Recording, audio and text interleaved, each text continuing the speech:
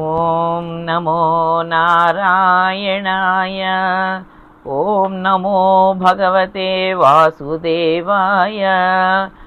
ఓం శ్రీకృష్ణ పరమాత్మనే నమః. హరి ఓం. శుక్లాంబరధరం విష్ణుం శశివర్ణం చతుర్భుజం ప్రసన్నవదనం ధ్యాయేత్ సర్వవిఘ్నోపశాంతయే. సదాశివసమారంభాం వ్యాసశంకరమధ్యమాం అస్మదాచార్యపర్యంతాం వందే గురుపరంపరాం. సరస్వతీ నమస్తుభ్యం వరదే కామరూపిణి. విద్యారంభం కరిష్యామి సిద్ధిర్భవతు మే సదా. పద్మపత్ర విశాలాక్షి పద్మకేసరవర్ణిని. నిత్యం పద్మాలయాన్ దేవి సామాం పాతు సరస్వతి భగవతి భారతి పూర్ణేందు బింబానన. నారాయణం నమస్కృత్య నరం చైవ నరోత్తమం దేవీం సరస్వతీం వ్యాసం తతో జయముదీరయేత్. విమలపటి కమలకుటి పుస్తక రుద్రాక్షశస్తహస్తపుటి కామాక్షి పక్ష్మలాక్షి కలిత విపంచి విభాసి వైరించి. వసుదేవసుతం దేవం కంసచాణూరమర్దనం దేవకీ పరమానందం కృష్ణం వందే జగద్గురుం. సర్వోపనిషదో గావో దోగ్ధ గోపాలనందనః పార్థో వత్స సుధీర్భోక్త దుగ్ధం గీతామృతం మహత్. ఓం శ్రీ మహాగణాధిపతయే నమః. ఓం శ్రీ గురుభ్యో నమః. ఓం శ్రీ మహాసరస్వత్యై నమః. ఓం శ్రీ మాతాపితృభ్యో నమః. హరి ఓం. భగవద్భక్తులందరికీ నమస్కారములు. నిన్నటి రోజున భగవద్గీత అధ్యయనంలో భాగంగా అర్జునుడు కృష్ణ పరమాత్మతోటి యుద్ధము చేయడానికి తనకున్నటువంటి విముఖతకి కారణాన్ని చెబుతూ, వారు కౌరవులు ఆతతాయిలైనప్పటికీ వారిని స్వబాంధవులైనందున వలన వారిని చంపడం వలన పాపమే కలుగుతుంది. కాబట్టి ఈ యుద్ధం చేయడం అనేది నాకు ఏమాత్రము రుచించడం లేదు. పైగా జనార్దనాన్ని సంబోధిస్తూ మాకు కలిగేటువంటి ఈ పాపానికి తగిన శిక్షను కూడా నీవే వేస్తావు. ఎందుకంటే నీవు జనార్దనుడు కాబట్టి, జనాల యొక్క పాపాలకి శిక్షను వేసేవాడివి కాబట్టి శిక్షనే వేస్తావు. కాబట్టి ఈ యుద్ధానికి నేను సుముఖతను తెలియజేయడం లేదు అనేటువంటి విషయాన్ని కృష్ణ పరమాత్మ ముందు అర్జునుడు వ్యక్తపరుస్తున్నాడు. ఆ పై శ్లోకంలో ఈ విధంగా చెప్తున్నాడు. యద్యప్యేతేన పశ్యంతి లోభోపహత చేతసః కులక్షయకృతం దోషం మిత్రద్రోహే చ పాతకం కథం న జ్ఞేయమస్మాభిః పాపాదస్మాన్నివర్తితుం కులక్షయకృతం దోషం ప్రపశ్యభిర్జనార్దన. లోభ కారణముగా భ్రష్టచిత్తులైన వీరు అంటే కౌరవులు కులక్షయం వలన కలుగు దోషములను, మిత్రద్రోహం వలన సంభవించు పాపములను చూడకున్నచో, ఓ జనార్దన, కులనాశనం వలన కలుగు నష్టములను ఎరింగిన మనము ఈ పాపములకు దూరంగా ఉండుటకు ఎలా ఆలోచింపరాదు. ఇక్కడ అర్జునుడు ఏమని చెప్తున్నాడు? కులక్షయం అనేది ఇరుపక్షాల వైపు కూడా తప్పక జరిగి తీరుతుంది, జరగబోతోంది. అతి సమీపంలోనే కులక్షయము కాబోతోంది. ఎందుకంటే రెండు పక్షాల నుంచి కూడా యుద్ధానికి సన్నద్ధులై ఉన్నారు. అయితే లోభము కారణముగా, లోభం ఏమిటి, ఆశ ఏమిటి అనే విషయాన్ని మనం ఇదివరకే తెలుసుకున్నాము. మనది మనకి కావాలి అనుకోవడము, మనము కష్టపడి సంపాదించుకోవాలి అనుకోవడం అనేది ఆశ. దానికి పెద్ద దోషం ఏమీ ఉండదు. ధర్మపరంగా మనం ఏదైనా సంపాదించాలి అన్నప్పుడు దాన్ని దురాశ అనరు. కాకపోతే అది ధర్మబద్ధంగా ఉండి తీరాలి. అయితే లోభం అటువంటిది కాదు. తనకున్నది తనకి ఉండగా ఎదుటివారి సొమ్ముని కూడా తాను బలవంతంగానన్నా యుద్ధము చేసైనా చివరకు వారిని నాశనము చేసి అయినా సరే తాను ఆ ఎదుటివారి వస్తువుని కానీ ఆస్తిని కానీ సంపదను కానీ తాను పొందాలి అనుకోవడం అనేది లోభము. కౌరవులకు ఉన్నది ఆశ కాదు, లోభము. కౌరవులకి ఇదివరకే అన్ని రకములైనటువంటి భోగాలు ఉన్నాయి. వారికి ఎటువంటి లోటు వారి జీవితంలో లేదు. అయినప్పటికీ కూడా ఎప్పుడైతే ఇంద్రప్రస్థంలో ధర్మరాజు రాజసూయాన్ని చేసి 10 మంది మెప్పుని పొంది తన పేరుని, తన యశస్సుని, తన కీర్తిని వ్యాపింప చేసుకున్నాడో దుర్యోధనుడి మనస్సులో కలిగినటువంటిది అసూయ. ఏదైనా విధంగా ఏదైనా ఒక రకంగా ఎటువంటి కారణం చేతనైనా సరే ఎటువంటి దారిలోనైనా సరే ధర్మరాజు యొక్క పాండవుల యొక్క సంపదని కొల్లగొట్టడమే దుర్యోధనుడి యొక్క ఉన్నటువంటి లోభము. దీని వలన కులక్షయం జరుగుతుంది, యుద్ధము చేయడం వల్ల కులక్షయం జరుగుతుంది అనేటువంటి ఆలోచన, ఆ జ్ఞానము దుర్యోధనుడిలో కలగడం లేదు. తెలియక కాదు, దుర్యోధనుడికి ఏమీ తెలియక కాదు, తెలిసినప్పటికీ కూడా అసూయ అనేది, లోభము అనేది వారిని కమ్మివేసినప్పుడు వారికి ధర్మాధర్మ విచక్షణ పూర్తిగా కోల్పోయి వారు యుద్ధానికి దిగారు. యుద్ధానికి పిలిచింది కూడా కౌరవులే.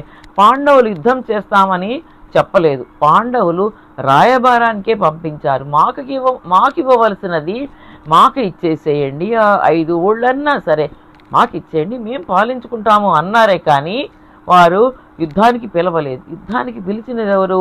కౌరవులు. అంటే ఇది ధర్మయుద్ధము కాదు, అధర్మపరంగా వారు వీరి యొక్క సంపదని కొల్లగొట్టడానికి చేయబోయేటువంటి యుద్ధము. కాబట్టి అర్జునుడు ఏమంటున్నాడు? ఓ జనార్దన, ఓ పాపాలకు శిక్షలను ఇచ్చేటువంటి వాడా, ఓ శ్రీకృష్ణ పరమాత్మ, కౌరవులు ధర్మాధర్మ విచక్షణ కోల్పోయి లోభము చేత మన మీద యుద్ధానికి వారు వచ్చారు. అయితే ఈ విచక్షణ మనము కోల్పోలేదు కదా, మనకి ధర్మాధర్మ విచక్షణ ఉన్నది. మనము సాధించాలని అనుకున్నది కూడా ధర్మస్థాపన, ధర్మ రాజ్యాన్ని మనం స్థాపించాలనే అనుకుంటున్నాము. అటువంటప్పుడు వారు చేసినట్టుగానే మనము కూడా ఈ కులక్షయాన్ని చేసి వాపుకునేది ఏముంటుంది? కేవలము పాపము తప్ప అనేటువంటి విషయాన్ని చెప్తూ, కులనాశనము వలన ఎన్నో నష్టాలు కలుగుతాయి. ఆ నష్టాలను వారు ఆలోచించడం లేదు, కానీ మనకి ఆలోచించే శక్తి ఉంది కదా, మరి మనము ఆ కోణంలో ఎందుకు ఆలోచించకూడదు? ఆ కోణంలో ఆలోచించిన ఎడల మనము ఈ యుద్ధాన్ని చేయడానికి ముందుకు సాగము కదా అనేటువంటి విచారణను అర్జునుడు గొప్ప బుద్ధితో ఆయనకున్నటువంటిది చాలా దూరదృష్టి. యుద్ధం వలన జరిగే నష్టము అపారమైనది. ఆ అపారమైన నష్టము, ప్రాణ నష్టము, ధన నష్టము, ఆస్తి నష్టము, దీనిని పూరించుకోవడం అనేది అంత సులభ సాధ్యమైనటువంటి విషయము కాదు.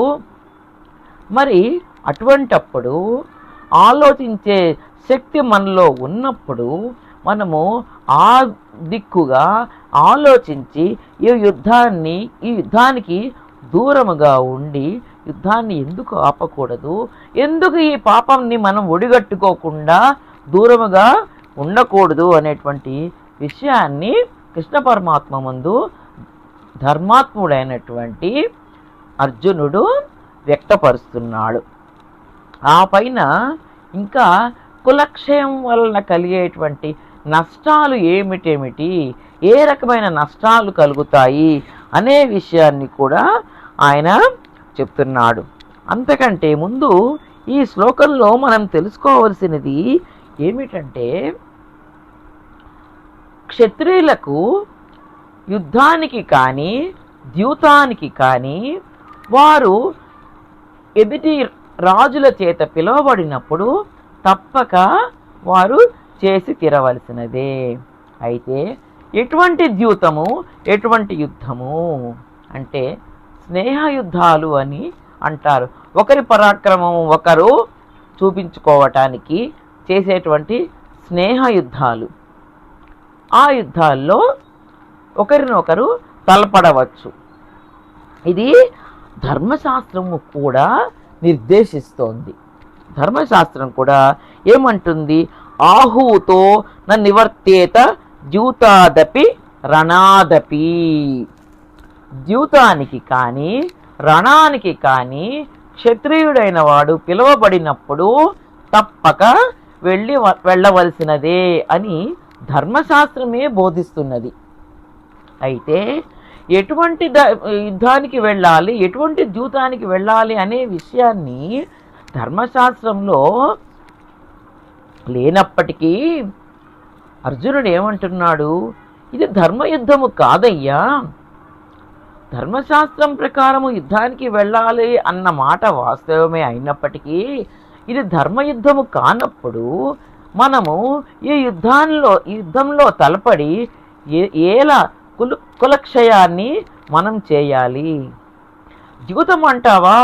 ఇదివరకే మనము ద్యూతానికి వెళ్ళి ఉన్నాము. అది ధర్మద్యూతము కానప్పటికీ, మాయాద్యూతం అయినప్పటికీ వారి చేత మనము ఓడింపబడి అరణ్యవాసము, అజ్ఞాతవాసము చేసి మనము మా పాండవులము ఎన్నో కష్టాల పాలు అయినాము. కౌరవుల వలన మేము కష్టాల పాలైనాము. అయినప్పటికీ వారు స్వబాంధవులు కావటం చేత యుద్ధం వలన విపరీతమైన నష్టము కలుగుతుంది. కాబట్టి దాని పరిణామాలు చాలా భీకరంగా ఉంటాయి. కాబట్టి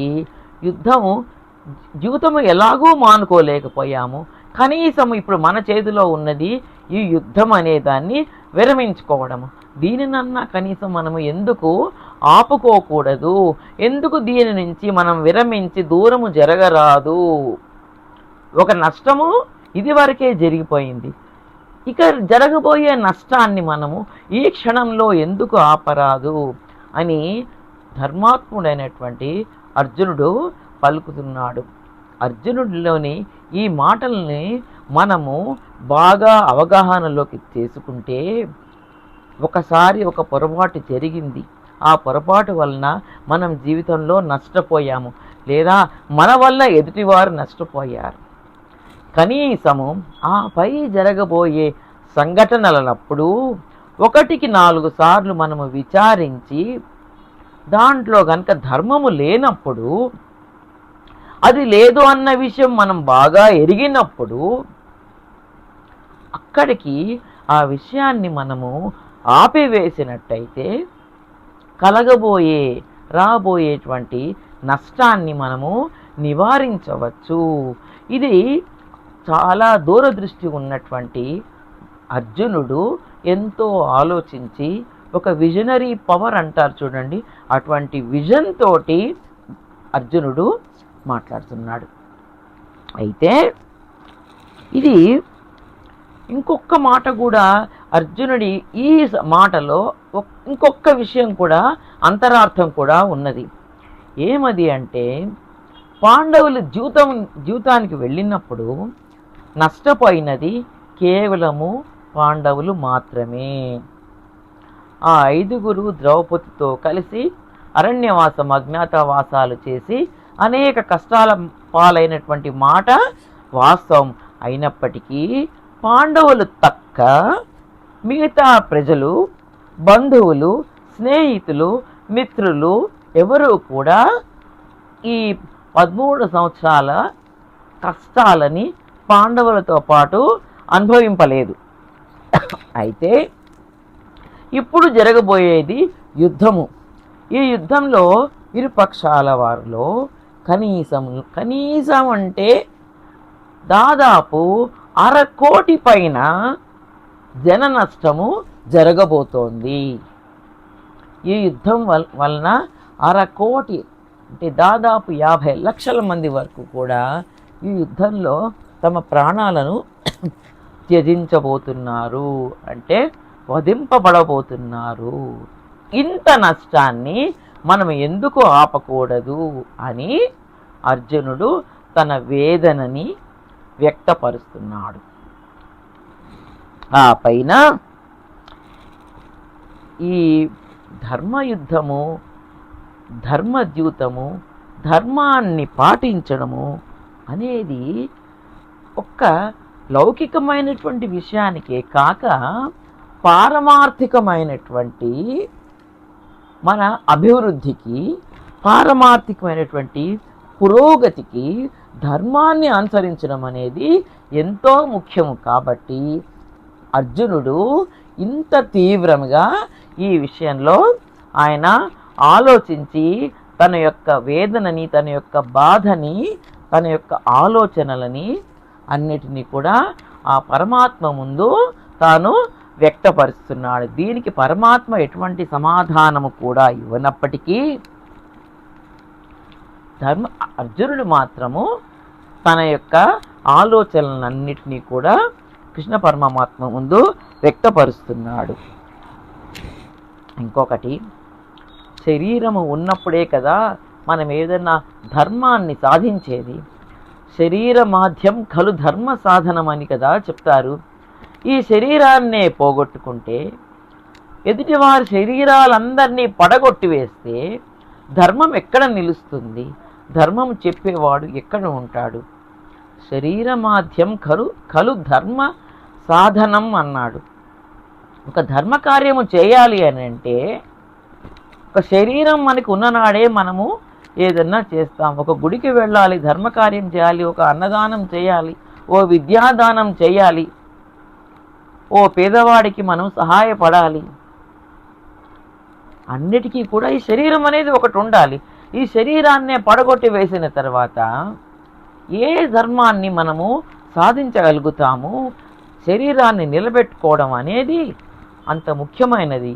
ఇది కూడా ధర్మశాస్త్రమే చెబుతోంది. కాబట్టి అర్జునుడు ఈ విధంగా మాట్లాడుతున్నాడు.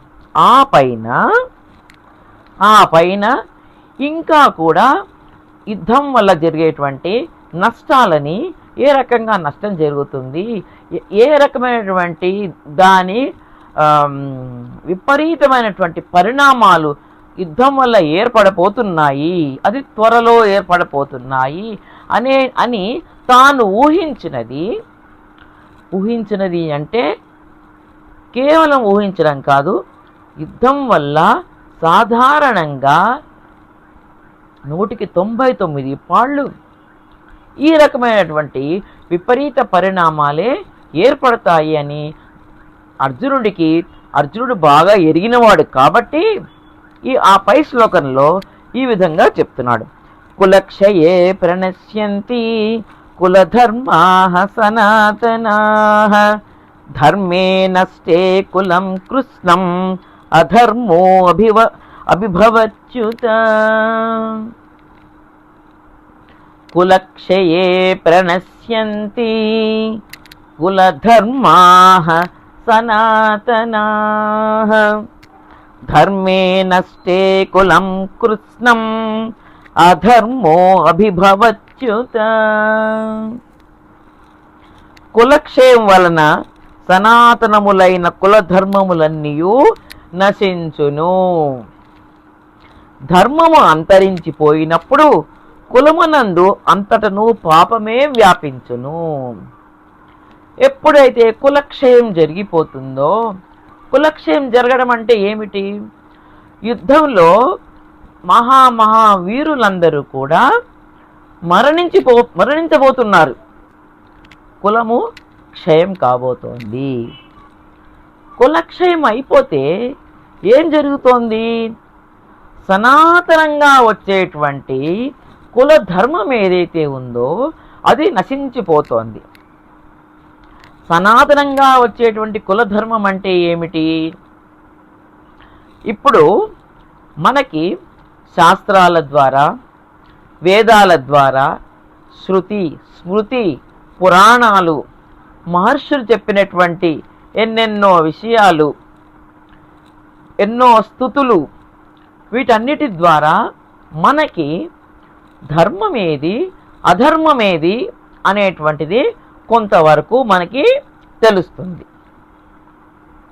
అయితే మన కులంలో, కులము అంటే ఇక్కడ వంశము, సంస్కృతంలో కులం అంటే వంశం.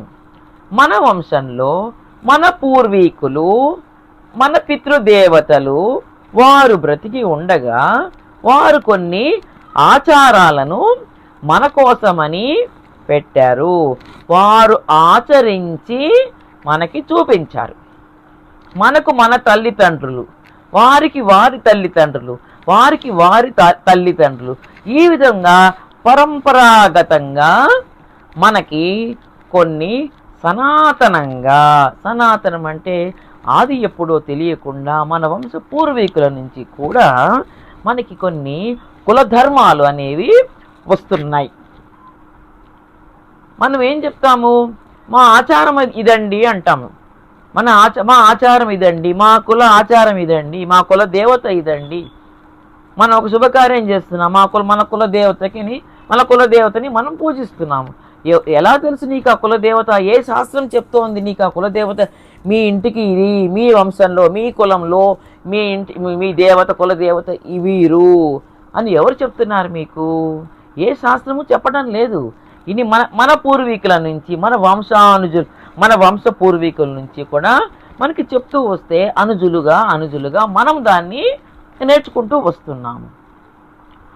అటువంటిది ఆ కులంలో ఉన్న పెద్దనే, వీరుడే యుద్ధంలో మరణించిన తర్వాత మీకు మీ కులధర్మాన్ని చెప్పడానికి ఎవరు మిగులుతారు? ఎవరు మిగిలినప్పుడు మీకు ధర్మం ఎలా తెలుస్తుంది? ధర్మమే తెలియనప్పుడు మీరు పాటించబోయేది ఏమిటి? అధర్మమే పాటింపబడుతుంది. అధర్మం పాటించడం వల్ల ఏం జరుగుతుంది? పాపము మనకు అంటుకుంటోంది. కుల పెద్ద లేని నాడు, మనకి ధర్మం చెప్పేవారు లేని నాడు, ధర్మం అంటే ఏమిటో తెలియక, మనము ఆచరించదగ్గ ధర్మం ఏమిటో మనకి తెలియక, మనము అధర్మాన్ని పాటించి పాపాన్ని ఒడిగట్టుకుంటాం. ధర్మే నష్టే కులం కృష్ణం అధర్మో అభిభవచ్యుత. ఎప్పుడైతే ఈ ధర్మము నశించిపోతుందో, ధర్మము చెప్పేవారు లేక ధర్మము నశించిపోయినప్పుడు మిగిలేది ఇక కేవలము అధర్మమే. ఈ అధర్మమే సర్వత్రా వ్యాపిస్తుంది. ఈ అధర్మం వ్యాపించడానికి కారణం ఎవరవుతున్నారు? ఎవరైతే ఈ కులంలో యుద్ధంలో పాల్గొని తమ ప్రాణాలని వదిలేసుకున్నారో వారు దానికి కారణమవుతున్నారు. వారితో పాటు వారిని చంపిన వారు కూడా దానికి కారణమవుతున్నారు. అంటే చంపినవాడు, చచ్చినవాడు ఇద్దరూ కూడా ఈ యుద్ధంలో పాల్గొని కులక్షయానికి కారణమయ్యి, కులక్షయం వల్ల జరిగేటువంటి నష్టమైనటువంటి అధర్మానికి కారణమయ్యి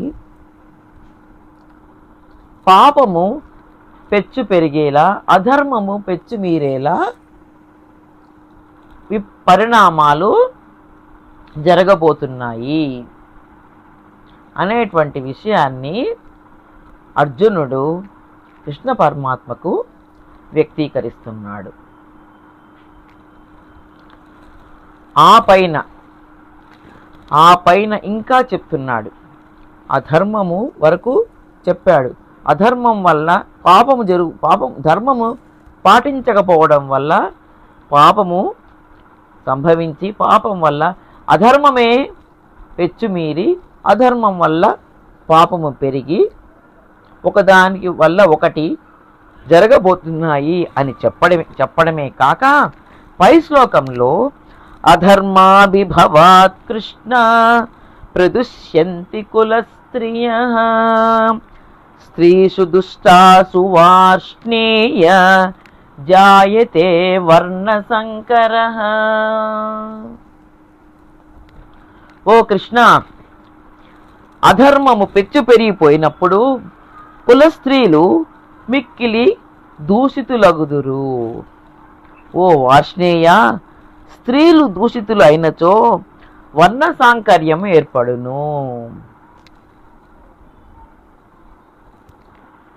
ఏమైపోతోంది? ఎప్పుడైతే అధర్మము పెచ్చు పీరిపోతోందో, ఎప్పుడైతే పాపము పెరిగిపోతోందో, కుల స్త్రీలు అప్పటి వరకు కుల స్త్రీలుగా ఎంతో గౌరవింపబడినటువంటి స్త్రీలు దూషితులవుతున్నారు. ఏ రకంగా దూషితులవుతున్నారు? ఇంటి పురుషులు బలశాలురు, మహావీరులు అందరూ ప్రాణాలు పోగొట్టుకున్న తర్వాత మిగిలిన కొద్ది మంది ధర్మము చెప్పేవారు లేక వారు అధర్మపరులై పాపాత్ములై స్త్రీలను లోభింపచేసి వారు కుల స్త్రీలైనటువంటి వారు దిగజారేలాగా ఈ పాపాత్ములైనటువంటి పురుషులు, అధర్మపరులైనటువంటి పురుషులు స్త్రీలను లోభపెట్టి దిగజారుస్తారు. స్త్రీలు అంతవరకు వారు పాటించినటువంటి ధర్మాన్ని గతి లేక వదిలేసుకొని వారు దిగజారిపోతున్నారు. ఎప్పుడైతే ఈ స్త్రీలు దిగజారుతున్నారో, దూషితులవుతున్నారో, వర్ణ సంకరము అనేది ఏర్పడుతుంది. ఈ వర్ణ సంకరము ఇప్పటి వరకు జరిగినటువంటి నష్టాలకి మించి నష్టాన్ని కలుగజేయబోతోంది. కృష్ణ, వర్ణ సంకరం అనేది చాలా ప్రభావితం చేస్తుంది అని ఇక పై శ్లోకంలో అర్జునుడు ఇంకా తన బాధను, తన దూరాలోచనను చాలా దూరదృష్టి కలిగినటువంటి వాడు అవ్వటం చేత స్త్రీలు వర్ణ సంకరానికి ఏర్పడితే జరగబోయేటువంటి మరింత నష్టాలను ఆ పై శ్లోకంలో తెలుపబోతున్నాడు. దాన్ని మనము రేపటి రోజున చర్చించుకుందాము. అయితే ఈరోజు మనము వర్ణ సంకరము అనేటువంటి ఒక మంగళకరము కానటువంటి వాక్యంతో కాకుండా ఈ అర్జునుడి యొక్క గొప్ప ఆలోచనని, ఆయన యొక్కున్నటువంటి గొప్ప బుద్ధిని, గొప్ప మనసుని మనము ఒకసారి తలుచుకొని ఈరోజు కార్యక్రమానికి మనము ముగింపు పలుకుదాము. ఇద్దరూ ఒకే వంశం వాళ్ళు, ధృతరాష్ట్ర పుత్రులైనటువంటి ధార్తరాష్ట్రులు, ఇటు పాండవులు. కానీ వారి ఆలోచనల్లో తేడాను మనం పరిశీలిస్తే బై హుక్ ఆర్ క్రుక్ సంపాదించాలి అని అనుకుంటారు చూడండి, వాళ్ళు దుష్టులు. వారు దుష్టులు, ఎదుటివారి సంపదని కొల్లగొట్టాలనుకునేవారు. కానీ తమ సంపద, తమ కష్టార్జితము, తమకు ధర్మపరంగా రావాల్సినటువంటి సంపదని కూడా ధర్మస్థాపన కోసమని వదులుకోవటానికి సిద్ధపడినటువంటి వారు పాండవులు.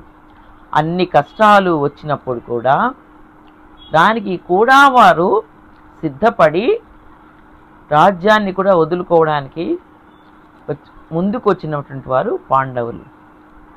మనము దీనిలో ఒక చిన్న ఉదాహరణ తీసుకోవాలనుకుంటే, పాండవుల అరణ్యవాసంలో అక్కడ కూడా కౌరవులు వీరిని వదిలిపెట్టలేదు. ఒక గంధర్వుడి వలన కౌరవులు ఇబ్బందుల పాలైనప్పుడు వీరి చేష్టల వలనే గంధర్వుడు వీళ్ళని ఇబ్బంది పెట్టినప్పుడు ధర్మరాజు తన తమ్ముడైనటువంటి అర్జునుడిని పంపించి మనలో మనకి ఎటువంటి భేదాలు ఉన్నా సరే ఎదుటివారు ఎవరైనా బయట వారు వచ్చినప్పుడు మనము 5 మంది అన్నదమ్ములము కాదు 105 మంది అని చెప్పినటువంటి గొప్ప మహాత్ముడు ధర్మరాజు. అటువంటి సమయాల్లో ఈ రకంగా ఎన్నో సమయాల్లో పాండవులు కౌరవులని రక్షించి కేవలము వారు అన్నదమ్ముల పిల్లలుగానే కాక మిత్రులుగా కూడా వారికి ఎంతో సహాయం చేసినటువంటి వారు. అటువంటి గొప్ప పాండవులను ధర్మరాజుని మరీ ముఖ్యంగా అర్జునుణ్ణి భీముణ్ణి వీరిని మనము పాండవులని మరీ మనం ఆదర్శంగా పెట్టుకున్న నాడు మన జీవితంలో కుటుంబ వ్యవస్థ అనేది ఇంతకంటే బాగా మరింత బాగా వృద్ధి చెంది పాత రోజులు ధర్మానికి పెద్ద పీఠము మనం వేసిన నాడు మనకు ఇప్పుడున్నటువంటి దుస్థితుల నుంచి మనం ఇంకా ఎంతో ఉన్నతమైన స్థితికి పోవటానికి మనకి ఎంతో ఆస్కారము ఉంటుంది. అటువంటి ఆస్కారాన్ని మనకి కలిగజేయాలని అటువంటి భక్తి మనలో పెరగాలని పాండవులని అర్జునుడిని మనము ఆదర్శంగా తీసుకొని మన జీవితాలని మనం కొనసాగించాలని చెప్పి అటువంటి దానికి ఆ పరమాత్మ మనకి పూర్తి సహకారాన్ని అందించాలని చెప్పి మరీ ప్రార్థిస్తూ ఈనాటి ఈ కార్యక్రమానికి మనము ముగింపు పలుకుతాము. జై శ్రీకృష్ణ. యత్ర యోగేశ్వర కృష్ణో యత్ర పార్థో ధనుర్ధరః తత్ర శ్రీర్విజయో భూతిః ధ్రువాని తిర్మమ యదక్షర పదభ్రష్టం మాత్రాహీనం చ యద్భవేత్ తత్సర్వం క్షమ్యతాం దేవ నారాయణ నమోస్తుతే. కాయేన వాచా మనసేంద్రియైర్వా బుద్ధ్యాత్మనా వా ప్రకృతేః స్వభావాత్ కరోమి యద్యత్ సకలం పరస్మై నారాయణాయేతి సమర్పయామి. సర్వే భవంతు సుఖినః సర్వే సంతు నిరామయాః సర్వే భద్రాణి పశ్యంతు మా కశ్చిద్ దుఃఖభాగ్ భవేత్. శ్రీకాంతాయ కళ్యాణ నిధయేర్థినాం శ్రీవేంకట నివాసాయ శ్రీనివాసాయ మంగళం.